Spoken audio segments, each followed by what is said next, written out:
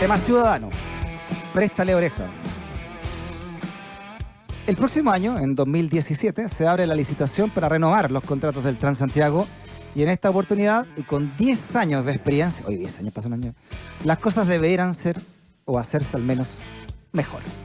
Ya hay expertos que han detectado los grandes problemas que tenemos en nuestro sistema de transportes, como por ejemplo una flota subdimensionada de buses sobredimensionados, o sea, faltan buses y los que hay son muy grandes, organizados en una estructura troncal alimentador y además completamente inadecuados para las necesidades de la ciudad. ¿Tú te acuerdas que cuando comenzaron algunos se quedan atascados debajo de los pasos niveles?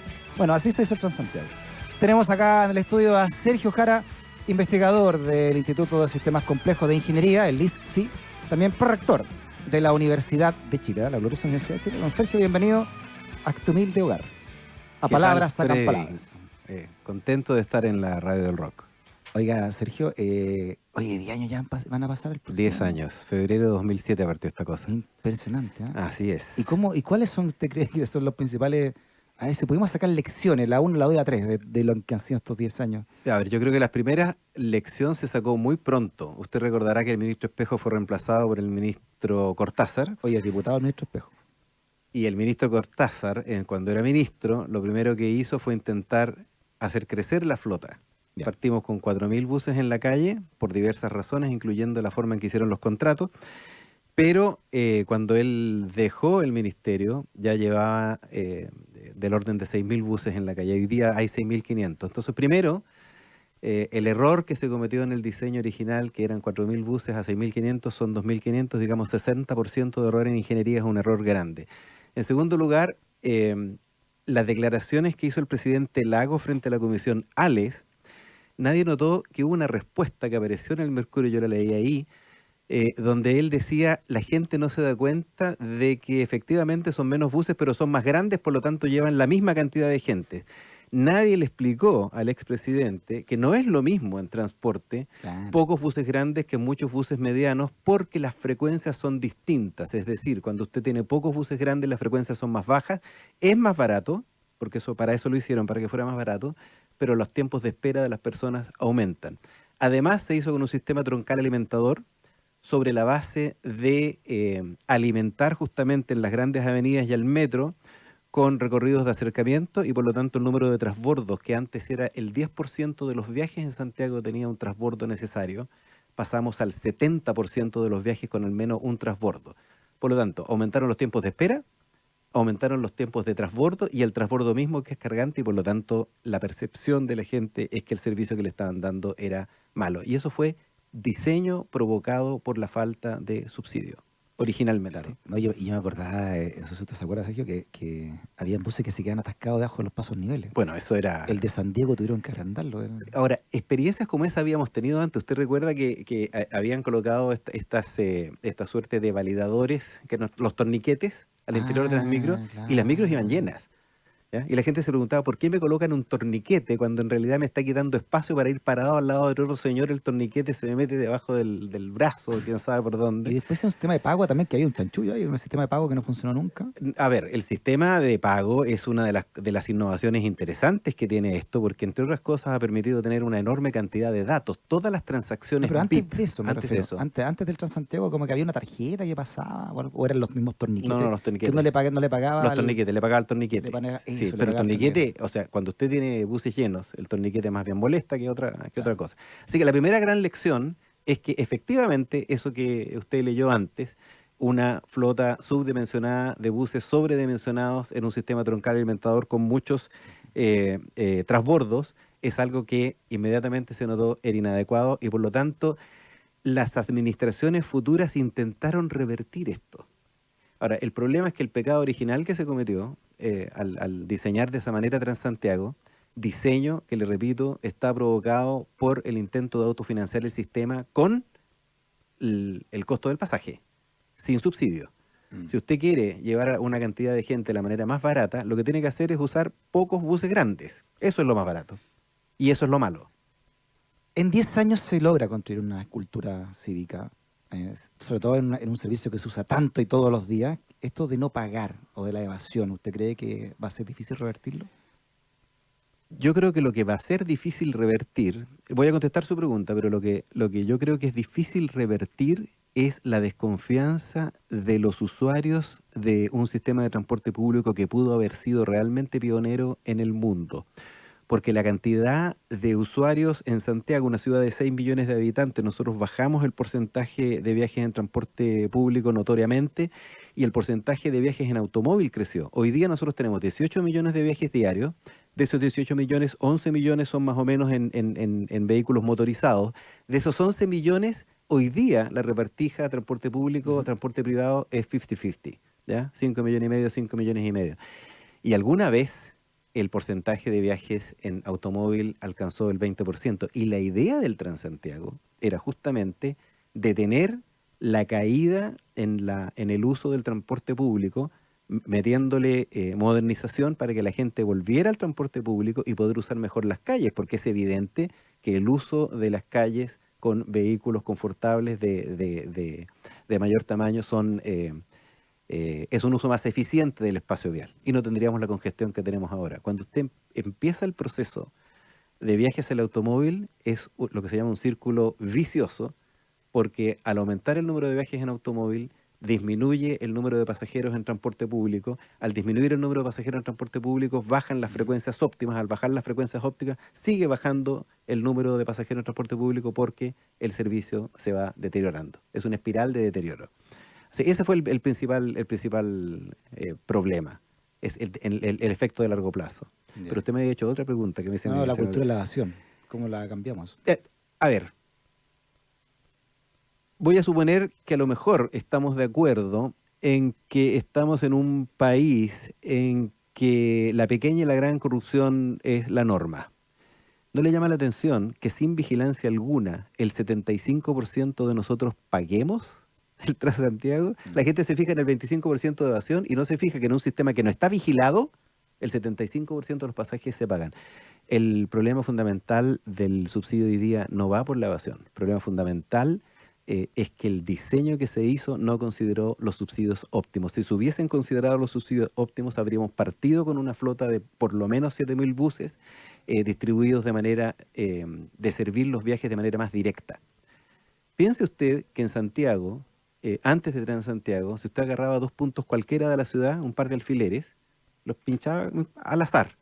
La probabilidad de que hubiese un recorrido que sirviera esos 2 puntos era 0.9. 0.9, o sea, muy alta. Yeah. Yo el año 72 tenía una polola en Maipú, vivía en Ñuñoa, tomaba una micro y llegaba a verla.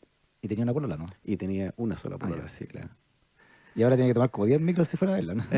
Hoy día no podría ir a verla porque me casé con otra mujer. Que estaba más cerca. Claro, ya claro. Previendo que lo que venía en Transantiago. Probablemente. Ya, el senador Quintana diría que va a estar la retrascadora acá, pero usted le encuentra puntos también rescatables al Transantiago que hay que profundizar y que hay que mantener una nueva licitación. En el proceso que hubo entre el 2002 y el 2007. Por eso a mí me llama mucho la atención que algunos de mis colegas hablen de que esto se hizo de sopetón. No se hizo de sopetón. Fue un proceso de 5 años, del 2002 al 2007. Se estudió el sistema y de partida no se consideró. Primero fue el ministro Izaguirre, luego fue el ministro Velasco, que subsidio no.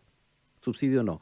¿Usted sabe cómo se llegó al troncal alimentador? Uh-huh. El troncal alimentador descansa en un monito que es una Y invertida, yeah, donde 3 investigadores, incluyendo al ministro Gómez Lobos, que mal no lo ha hecho, el exministro Velasco y el entonces, me parece que subsecretario de Transporte, Guillermo Díaz, en un artículo que publicaron, mostraron que si ellos hacían converger un número de micros a esta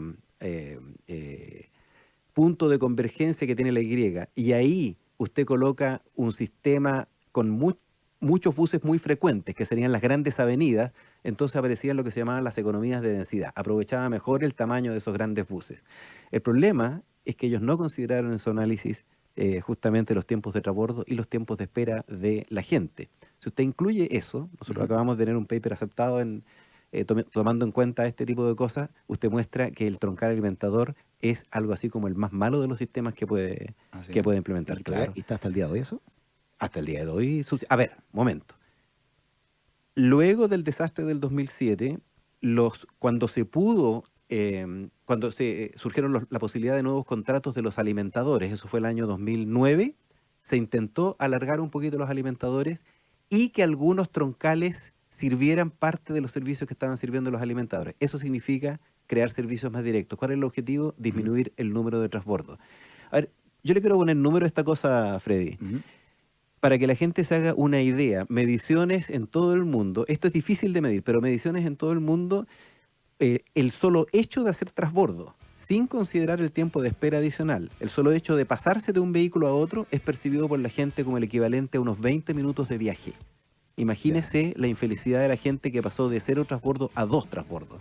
Cosa que no le ocurrió a las personas que... en invierno, imagínese, ¿no? Además, ese factor es sumamente importante. Depende del periodo del día, depende del periodo del año. Claro, en la noche. Sí, claro, por supuesto.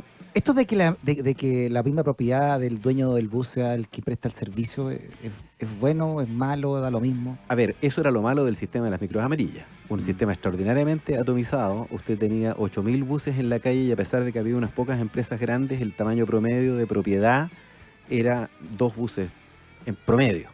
Había algunas compañías que eran más grandes. Y eso hacía que la mantención de los vehículos fuera malo, la pelea por los pasajeros en la calle. Se suponía que todo esto iba a ser superado. ¿Ha sido superado? Ha habido empresas que han aprendido en estos 10 años. Yeah. Y hay empresas, hay recorridos, que prefiero no mencionarlos para, imagínense si me sale alguna demanda por ahí, pero hay de los 6 empresas que están sirviendo los diferentes sectores de Santiago, hay por lo menos 2 que están funcionando bastante bien. De hecho, con medidas que le están haciendo... ¿Y 4 mal? Y 4 más bien mal. Y 4 más bien mal. Lo cual es un problema. Pero lo que muestra es que se puede. Se puede. Y la valoración que han hecho los usuarios de esos 2 servicios... son por lo menos los buenos, entonces. Son positivos. Sacamos por descarte. Son positivos. Son colorcito verde. Uno verde oscuro y el otro verde claro. Oiga, y a manera de resumen, ya porque ya estamos contra el tiempo, Sergio, pero viene la licitación entonces el próximo año.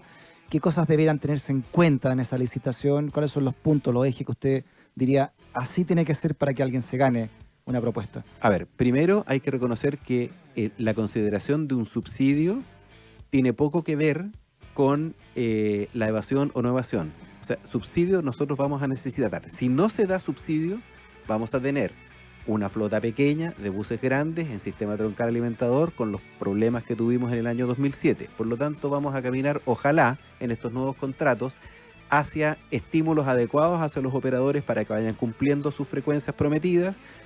Piense que en los contratos originales había castigo para los operadores solo si ofrecían menos del 60% de la frecuencia ofrecida. ¿Con qué frecuencia cree usted que salieron las empresas? 61% de lo prometido. Y con eso no tenían multa y ganaban plata porque tenían menores costos de operación. Ese tipo de cosas ya se ha aprendido, debería superarse. Por otra parte, están las sugerencias de que haya zonas pagas para acceder al bus.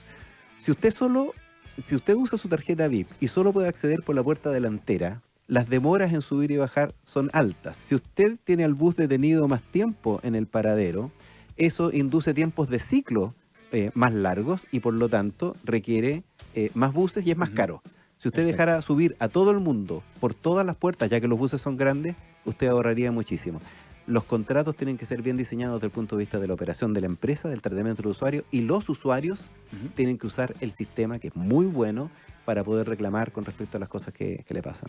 Sergio Jara, investigador del Instituto de Sistemas Complejos de Ingeniería, el ISSI, y también prorector de la Universidad de Chile, hablando de esto, de los cambios del Transantiago a raíz de la licitación que se viene el próximo año para renovar los contratos del sistema de transporte público acá en la capital. Muchas gracias por la invitación. Sí.